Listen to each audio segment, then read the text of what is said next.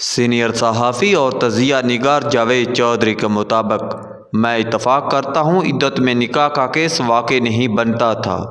ریاست کو سیاسی معاملات کو اس سطح تک نہیں لانا چاہیے۔ توشہ خانہ سیفر 190 ملین پاؤنڈز اور 9 مئی کے مقدمات ہی کافی ہیں، لہٰذا ایک بڑی سیاسی جماعت کے بین الاقوامی لیڈر کے گلے میں یہ ڈول باندھنے کی کیا ضرورت تھی؟ یہ جرم نہیں تھا، گناہ تھا، اور گناہ اللہ اور بندے کے درمیان ہوتا ہے۔ اللہ چاہے تو معاف کر دے، نہ چاہے تو نہ معاف کرے۔ ریاست کو سیاسی مقاصد کے لیے ایسے ایشوز میں نہیں الجھنا چاہیے، لیکن یہاں اس سے بھی بڑا ایک سوال پیدا ہوتا ہے۔ یہ دیندار لوگ ہیں۔ عمران خان ریاست مدینہ تخلیق کرنا چاہتے تھے۔ بشریٰ بی بی مذہبی اور روحانی شخصیت ہیں۔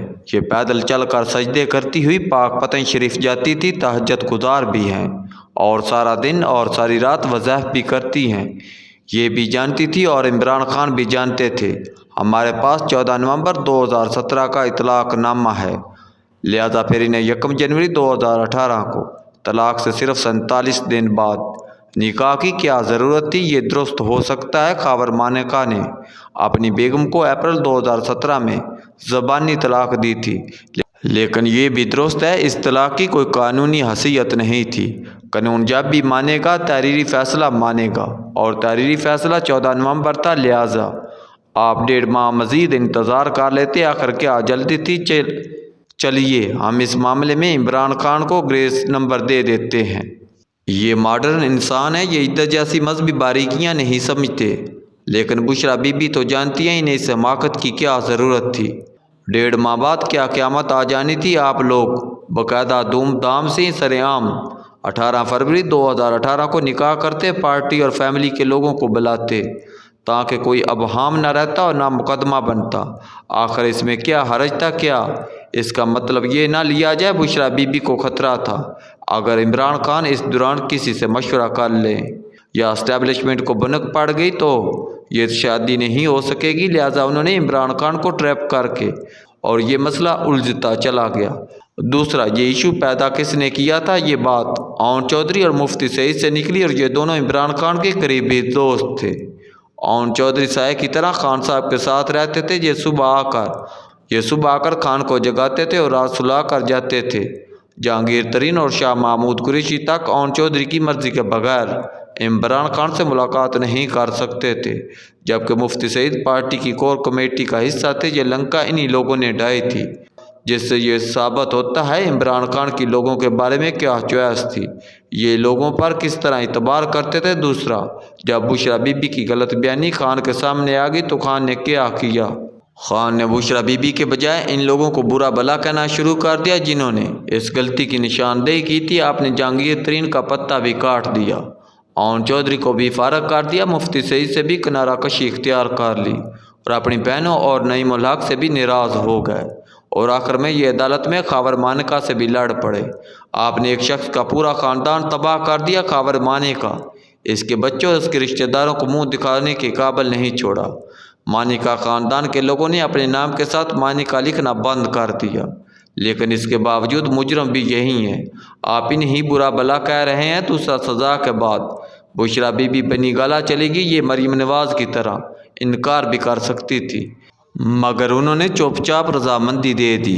یاسمین راست 73 سال کی عمر اور بیماری کے باوجود جیل میں پڑی ہیں، جبکہ بشریٰ بی بی عمران خان کو اطلاع دیے بغیر بنی گالہ میں ہیں، لیکن اس کے باوجود قصوروار اسٹیبلشمنٹ اور حکومت ہے۔ اس کی کیا توق بنتی ہے؟ ہم اگر اس کنوینس کو تھوڑا سا بڑا کر لیں تو پھر بے شمار سوال پیدا ہوتے ہیں۔ مثلا میاں نواز شریف کو جب ملک سے باہر بھجوایا جا رہا تھا تو آپ اجازت نامہ نہ دیتے۔ آپ جانتے تھے جنرل فیاض حمید اور شریف فیملی کے درمیان سیٹلمنٹ ہو گئی ہے، لیکن اس کے باوجود معاملہ اٹکا ہوا ہے، کیونکہ اسٹیبلشمنٹ چاہتی ہے نواز شریف اسٹریچر پر بیٹھ جائیں، جبکہ میاں صاحب اپنے پاؤں پر چل کر جہاز میں سوار ہونا چاہتے ہیں۔ اسٹیبلشمنٹ آخر میں یہ مطالبہ ماننے پر مجبور ہو گئی۔ آئی بی نے وزیر اعظم کو باقاعدہ اطلاع دی تھی، اور اس راز سے شیخ رشید بھی واقف تھے، لہذا آپ نے پھر نواز شریف کو باہر جانے کی اجازت کیوں دی؟ آپ کو کیا ضرورت تھی؟ آپ انکار کر دیتے۔ اسی طرح 2021 میں جب جنرل فیاض حمید کو ٹرانسفر کیا جا رہا تھا تو آپ نے مزاحمت کیوں کی؟ یہ ایک عام سی ٹرانسفر تھی، ایک افسر کی جگہ دوسرا افسر آ رہا تھا، لیکن آپ کا اصرار تھا جنرل فیض کو کور کی کمانڈ کے بغیر آرمی چیف کے لیے کوالیفائی قرار دیا جائے۔ آپ کو اس لیول تک جانے کی بھی کیا ضرورت تھی؟ آپ کے اتحادی اور پارٹی کے لوگ بھی آپ کے رویے سے نالاں تھے۔ آپ کے اتحادی اور پارٹی کے لوگ بھی آپ کے رویے سے نالاں تھے۔ آپ MQM چودھری شجاعت حسین اور اختر مینگل سے ملتے تک نہیں تھے۔ آپ راجہ ریاض اور نور عالم خان کی شکلوں سے واقف نہیں تھے۔ آپ نے پارٹی اور اتحادیوں کو جوڑ کر کیوں نہیں رکھا؟ آپ کے خلاف جب عدم اعتماد آ گئی تو آپ نے مردوں کی طرح اس کا مقابلہ کیوں نہیں کیا؟ آپ اکثریتی جماعت تھے، سینٹ میں آپ کی اکثریت تھی، 2 صوبوں اور آزاد کشمیر اور گلگت بلتستان میں بھی آپ کی حکومت تھی۔ اگر آپ اپوزیشن میں بیٹھ جاتے تو PDM 2 مہینے نہیں نکال سکتی تھی، لیکن آپ نے پہلے قومی اسمبلی سے استعفے دے کر اور پھر دونوں صوبوں کی حکومتیں توڑ کر اپنے مخالفوں کے ہاتھ مضبوط کر دیے۔ آپ کو آخر اس کی بھی کیا ضرورت تھی؟ اگر حماقتوں کی اس فہرست میں توشہ خانہ اور سیفر کو بھی شامل کر لیں تو صورتحال مزید دلچسپ ہو جاتی ہے۔ اللہ تعالیٰ نے آپ کو دنیا کی پہلی اسلامی ایٹمی طاقت کا وزیر اعظم اور بشرا بی بی کو خاتون اول بنایا تھا۔ ہار، گھڑیاں اور انگوٹھیاں اس عہدے کے سامنے کیا حیثیت رکھتی ہیں؟